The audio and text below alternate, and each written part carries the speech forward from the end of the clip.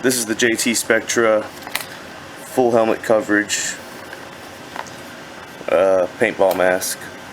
This has a thermal lens in it, which is a dual paned anti-fog method. Alright, we're going to be talking about mask modifications today. So many places to start. Obviously you've probably noticed this material. This is just some cut up polyester sniper veil. In my experience, polyester is the only material that works because this stuff doesn't pull apart. Cotton sniper veil will pull apart. That runs through these loops that I have laced through here. What's another modification that I've made? The stuff that I mount both the camouflage material on and the loops that you see here and all over here. This has allowed me to attach it to my vest right here. I also put a hat on top of this. Alright, so what else am I going to talk about here? So I've done so many things. So you'll notice this mask. This is the original shape of the jawline, which gave me several issues. There was lots of space between my chin and the mask where my chin or lower neck could get hit. What else can I say about this problem? When wearing a plate carrier, trying to look around with this one, where it's like this. I'll show you how I changed this in a minute. But though, when looking around while you're wearing a plate carrier with lots of stuff on your vest, your chest, kind of makes it hard to look around and even turn your head. So I did this with a 600-pound rated clamp here. Got your loosener, and then you got your tightener. So I'm going to show you what I did here. Just alright, get perfectly situated so you'll see how to do this. Another thing about the show is maybe I'll show myself doing it, or I'll just show the results of it. I'm going to boil the lower jaw part of the mask. Make sure you take your lens out that you intend to use before doing that. This is my old lens. It's got a bit of a scratch in it. I can't buff it out, so I got a new thermal lens to install, and I'll show you how to take that out.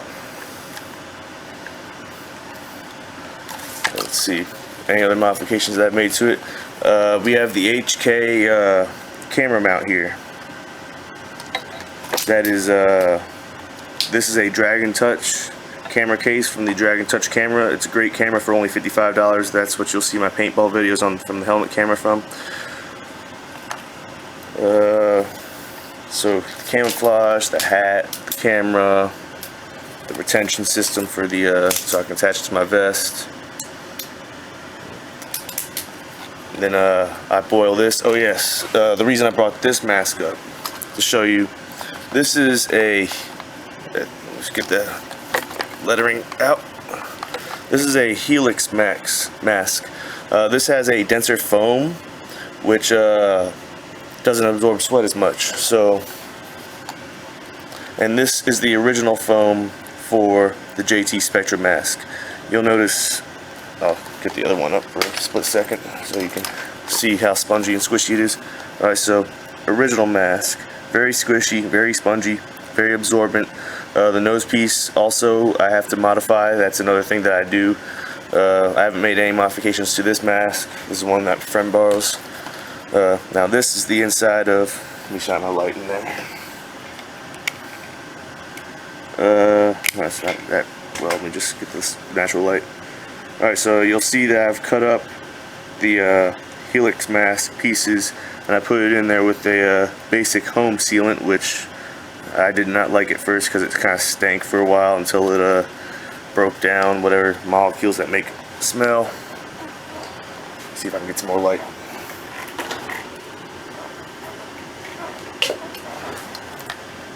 Alright, so yeah, I just recently made these modifications to it, but it was bothering my nose the last time I went paintballing. Let's see, anything else I can say about this? We have this anti-fog mask magnet. It's got another magnet on the inside here, which allows me to wipe it down.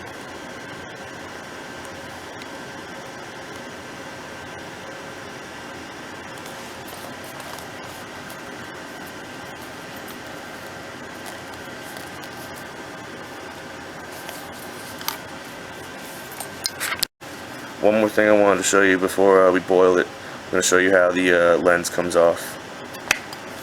This is how you do it for JT Spectra. You lift up there first. That's the kind of attachment system. This is the most annoying attachment system, but though it's one of the best paintball masks once you make your modifications to it.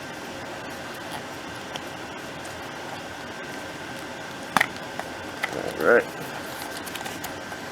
So we got the top part out. Now here comes the frustrating part. It's a little tricky here. Dump the magnet out.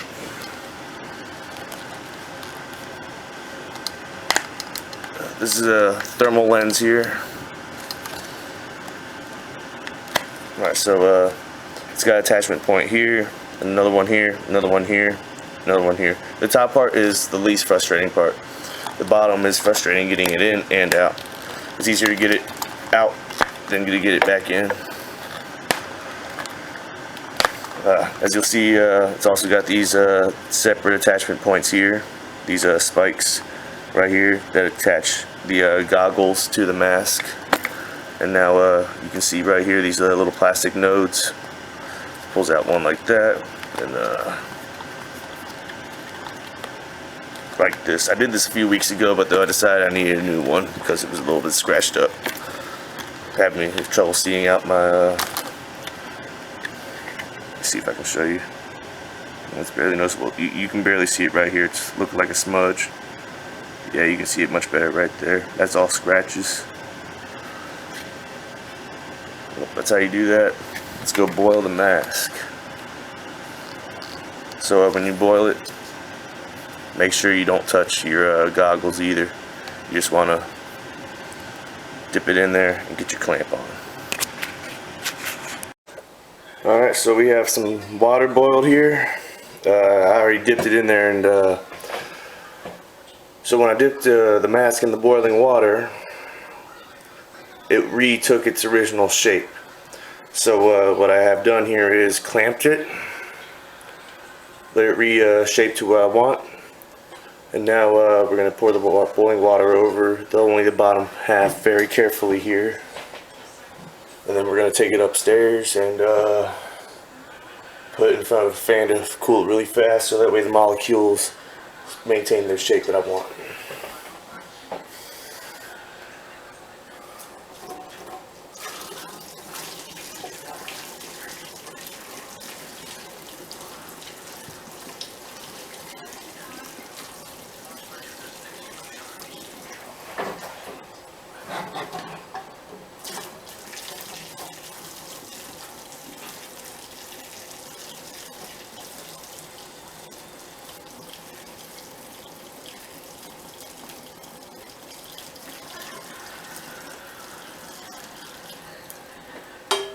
Now I'm actually thinking we're going to get some cold water running over it first. Then we're going to dry it. Some nice ice cold water. That's just get some bottled water from the fridge that's even colder.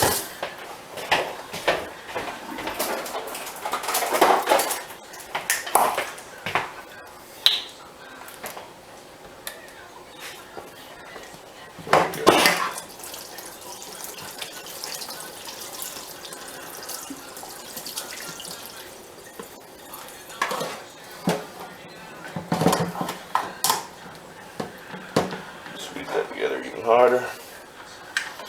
Alright, I'll show you the finished result later on.